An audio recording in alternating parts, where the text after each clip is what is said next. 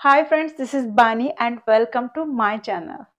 বন্ধুরা আজকে আমি তোমাদের জন্য কিছু অপোজিট ওয়ার্ডস নিয়ে এসেছি, অর্থাৎ বিপরীত শব্দ।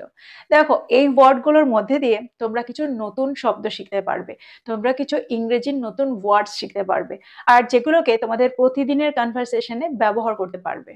যখন আমরা একটা ওয়ার্ডের সাথে তার অপোজিট ওয়ার্ডটাকেও শিখি, তখন দেখবে দুটো ওয়ার্ডকেই একই সাথে মনে রাখাটা অনেকটাই সহজ হয়ে যায়, আর সেটাকে আমাদের কনভারসেশনে ব্যবহার করাটাও কিন্তু অনেকটাই সহজ মনে হয়।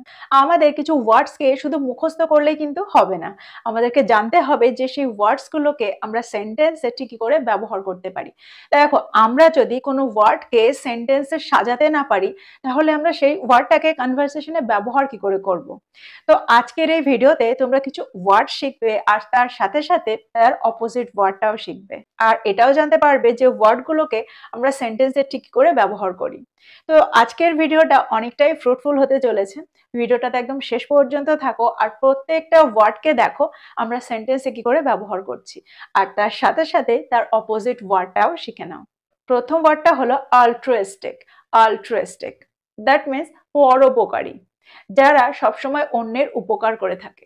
চলো দেখি সেন্টেন্সে এই ওয়ার্ডটাকে আমরা কি করে ব্যবহার করছি। একজন পরোপকারী ব্যক্তি সর্বদা অন্যের প্রতি সাহায্যের হাত বাড়িয়ে দেন। An altruistic person always extends a helping hand to others. An altruistic person always extends a helping hand to others. এবার আমরা দেখব এই ওয়ার্ডটা অর্থাৎ altruistic এর অপোজিট ওয়ার্ডটা, অর্থাৎ এর বিপরীত শব্দটা। এর বিপরীত শব্দটা হলো স্বার্থপর, দ্যাট মিন্স সেলফিশ। আমরা ইংরেজিতে সেলফিশ এর ব্যবহার কিন্তু প্রায়ই করে থাকি, কিন্তু আমরা কিন্তু এটা জানতাম না যে সেলফিশ এর অপোজিট ওয়ার্ডটা altruistic। এবার চলো দেখি সেলফিশ এর ব্যবহার। অন্যের কথা বিবেচনা না করে কোনো স্বার্থপর সিদ্ধান্ত নেবেন না। Don't make any selfish decision without considering others. Don't make any selfish decision without considering others. এবার আমরা এই ওয়ার্ড দুটোকে খুব সহজেই সেন্টেন্সে ব্যবহার করতে পারবো। আমরা যেরকম সেলফিশের ব্যবহার খুব সহজেই করতে পারতাম, এবার আমরা altruistic এর ব্যবহারও কিন্তু খুব সহজেই করতে পারবো। এবার চলো দেখি পরের ওয়ার্ডটা। পরের ওয়ার্ডটা হলো প্লজিবল। প্লজিবল দ্যাট মিন্স বিশ্বাসযোগ্য।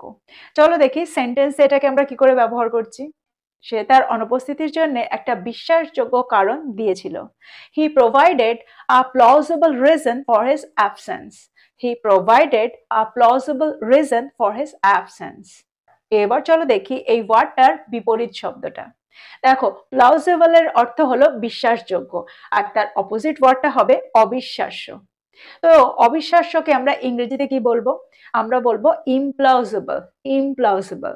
চলো দেখি বাক্যের ব্যবহার। ব্যাখ্যাটি শুরু থেকেই অবিশ্বাস্য বলে মনে হয়েছিল। The explanation seemed implausible from the start. The explanation seemed implausible from the start. আমার মনে হয় এই ওয়ার্ড দুটো তোমরা খুব ভালো করে বুঝতে পেরেছো, আর এটাও বুঝতে পেরেছো যে সেন্টেন্সে আমরা ওয়ার্ড দুটোকে ঠিক কি করে ব্যবহার করব।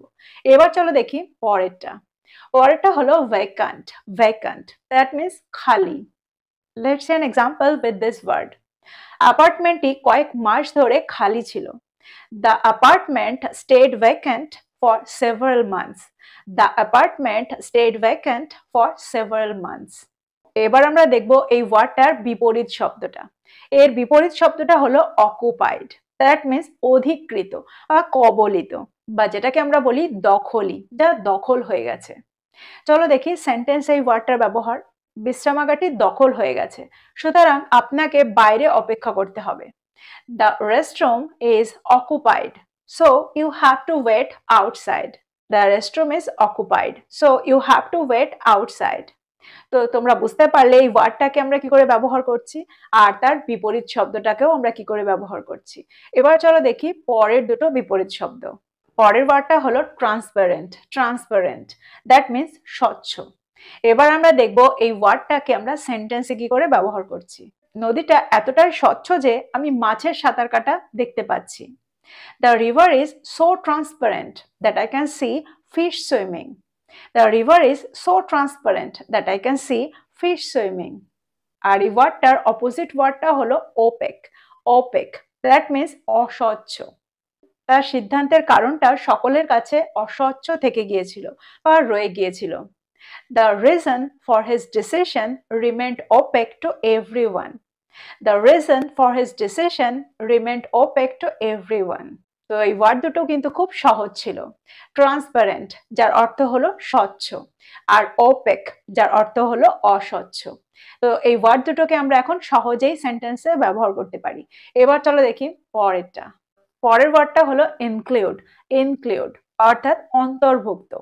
এবার চলো দেখি সেন্টেন্সে এই ওয়ার্ডটাকে আমরা কি করে ব্যবহার করছি। আপনার খাবারে শাকসবজি এবং ফল উভয়ই অন্তর্ভুক্ত করা উচিত।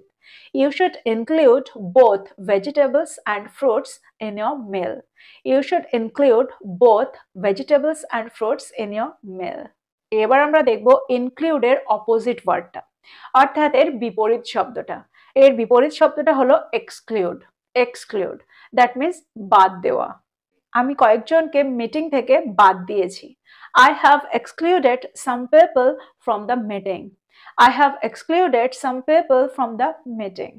And the next one is compliment. Compliment, that means প্রশংসা করা। তিনি তার উপস্থাপনায় একটি সুন্দর প্রশংসা পেয়েছিলেন। She received a lovely compliment on her presentation. She received a lovely compliment on her presentation. Now let's see the opposite word. The opposite word is insult. Insult, that means অপমান করা। বন্ধুদের কাছ থেকে অপ্রত্যাশিত অপমানে সে গভীরভাবে আহত হয়েছিল। He was deeply hurt by the unexpected insult from his friends. He was deeply hurt by the unexpected insult from his friends.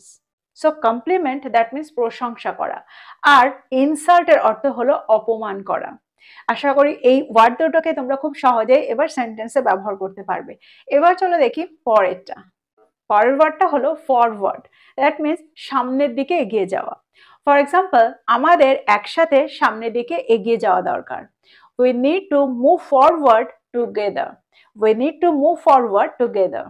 আর এর অপোজিট ওয়ার্ডটা হলো ব্যাকওয়ার্ড, দ্যাট মিন্স পেছনের দিকে। চলো দেখি সেন্টেন্সের ব্যবহার। পেছনের দিকে তাকাবেন না, বর্তমানের দিকে মনোযোগ দিন। Don't look backward. Focus on the present. Don't look backward. Focus on the present. And the next one is attack. Attack, that means আক্রমণ করা। চলো দেখি সেন্টেন্স। চিন্তা করো না, কুকুরটা ঘেউ ঘেউ করবে কিন্তু আক্রমণ করবে না। Don't worry, the dog will bark but not attack. Don't worry, the dog will bark but not attack. তো অ্যাটাক এই ওয়ার্ডটার অর্থ হলো আক্রমণ করা, আর এর অপোজিট ওয়ার্ডটা কি হবে? এর অপোজিট ওয়ার্ডটা হলো ডিফেন্ড। ডিফেন্ড, দ্যাট মিন্স রক্ষা করা। চলো দেখি সেন্টেন্সে এই ওয়ার্ডটার ব্যবহার। সৈন্যরা বীরত্বের সাথে তাদের দেশকে রক্ষা করে। Soldiers defend their country with bravery. Soldiers defend their country with bravery. পরের ওয়ার্ডটা হলো চিপ, দ্যাট মিন্স সস্তা। আমাদের স্থানীয় বাজারে সবজি খুবই সস্তা। Vegetables are very cheap in our local market. Vegetables are very cheap in our local market. Cheap এর অপোজিট ওয়ার্ডটা হলো এক্সপেন্সিভ, অর্থাৎ দামি বা ব্যয়বহুল। সে যে ফোনটা ব্যবহার করে সেটা অনেক দামি। The phone she uses is very expensive. The phone she uses is very expensive. তো এই ওয়ার্ড দুটো কিন্তু খুবই সহজ আর আমরা প্রায়ই ব্যবহার করে থাকি, চিপ আর এক্সপেন্সিভ। চিপের অর্থ হলো সস্তা আর এক্সপেন্সিভ এর অর্থ হলো দামি। এবার চলো দেখি পরের ওয়ার্ডটা। পরের ওয়ার্ডটা হলো অ্যারাইভ। অ্যারাইভ, দ্যাট মিন্স আগমন করা বা পৌঁছানো। ফর এক্সাম্পল, ট্রেনটা কয়েক মিনিটের মধ্যে প্ল্যাটফর্মে পৌঁছাবে বা প্ল্যাটফর্মে আসবে। The train will arrive at the station in a few minutes. The train will arrive at the station in a few minutes. Arrive এর অপোজিট ওয়ার্ডটা হলো depart. Depart, অর্থাৎ প্রস্থান করা। ফর এক্সাম্পল, ট্রেনটা সকাল 6টায় প্রস্থান করবে বা সকাল 6টায় ছাড়বে। The train is set to depart at 6 a.m. The train is set to depart at 6 a.m. পরের ওয়ার্ডটা হলো অ্যাডভান্স। দেখো এই ওয়ার্ডটাকে আমরা অগ্রিম হিসাবে ব্যবহার করে থাকি সেন্টেন্সে, যার অর্থ আমরা জানি অগ্রিম। আজকে আমরা দেখব একটু অন্যরকম অর্থ। অ্যাডভান্সকে আমরা সেন্টেন্সে অগ্রগমন বা অগ্রসর অর্থেও ব্যবহার করে থাকি। For example, the army decided to advance towards the enemy. অ্যাডভান্সের অপোজিট ওয়ার্ডটা হলো রিট্রিট। রেট্রেট, দ্যাট মিনস পিছু হটে যাওয়া। সৈন্যদের পিছু হটতে নির্দেশ দেওয়া হয়েছে। Soldiers are order to retreat. Soldiers are order to retreat. তো এই ছিল কিছু ওয়ার্ডস আর তার অপোজিট ওয়ার্ডস। আশা করি প্রত্যেকটা ওয়ার্ডকে তোমরা খুব ভালো করে শিখে নিয়েছো, আর প্রত্যেকটা ওয়ার্ডকে সেন্টেন্সে আমরা কি করে ব্যবহার করছি সেটাও তোমরা বুঝতে পেরেছো। তো প্রত্যেকটা ওয়ার্ড দিয়ে আরো নতুন নতুন সেন্টেন্স তৈরি করো আর সেগুলোকে তোমাদের কনভারসেশনে ব্যবহার করো। ভিডিওটা ভালো লাগলে লাইক করে দিও আর বন্ধুদেরকে শেয়ার করো। So this is all about today. I will be back with another video. Till then, take care. Thank you for watching this video. Bye bye.